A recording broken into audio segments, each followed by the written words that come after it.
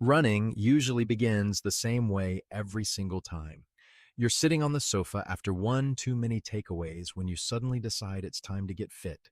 Maybe you saw someone effortlessly jogging through the park.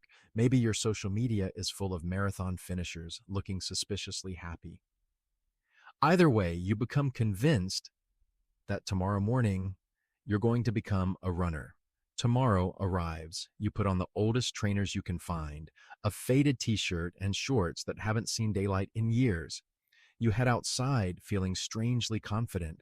Running looks easy. It's literally just putting one foot in front of the other. About 400 meters later, you're questioning every decision you've ever made. Your lungs have declared bankruptcy, your legs feel like concrete, and you're somehow being overtaken by an elderly couple walking a small dog. You check your running app, hoping you've covered at least 2 miles. It proudly informs you you've managed 1.2. You briefly consider getting a taxi home. Of course, becoming a runner isn't really about running, it's about buying things. Apparently, the reason your first runs were difficult wasn't because you were unfit. It was your shoes. So you visit a running shop where somebody films your feet in slow motion, analyzes your stride like a wildlife documentary, and recommends trainers that cost roughly the same as a weekend holiday. You leave carrying a brightly colored pair that promise to make you faster, lighter, and almost certainly incapable of making excuses. The funny thing is, they actually do make you want to run. Now, every Saturday morning becomes longer than the last. 5 kilometers becomes 8, then 10, then 15. You begin planning weekends around long runs instead of lie ins. Friends ask if you're free on Saturday morning, and you laugh because Saturday morning now belongs to PR hunting. Somewhere along the way, you discover music changes everything. Every run starts with cinematic motivational music that makes jogging around your local park feel like the final scene of an action movie. In your imagination, you're flying along effortlessly. In reality, you're still breathing loudly enough to alert nearby wildlife. Then comes pacing. At first, every run begins exactly the same way. You sprint the first kilometer because you feel fantastic. Immediately convince yourself you're naturally gifted.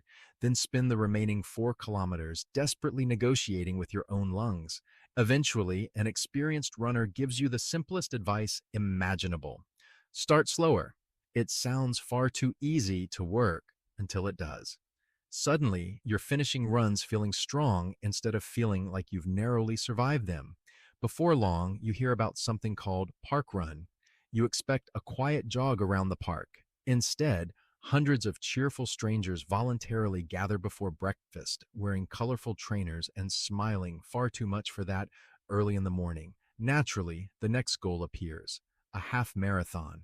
21 kilometers suddenly sounds completely achievable, despite the fact that only a few months ago you celebrated surviving 5.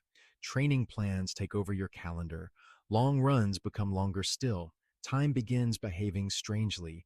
Distances that once sounded impossible somehow become your easy weekend run. Then someone plants the idea. If you can do a half, why not a full marathon? You laugh, then you Google it. Before you know it, you've entered one. Race day arrives. Thousands of runners gather at the start line, buzzing with nervous excitement.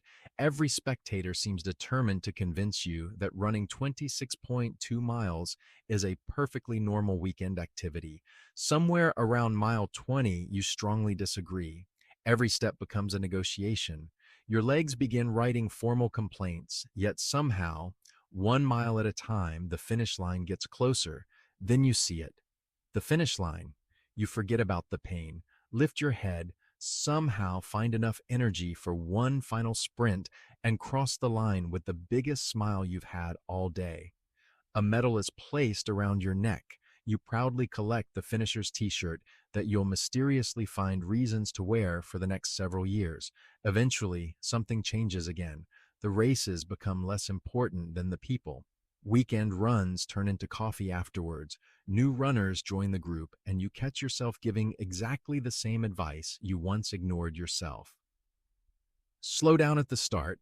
You'll thank yourself later. Looking back, it's funny to remember the person who couldn't run half a kilometer without stopping. You thought running was about getting fit.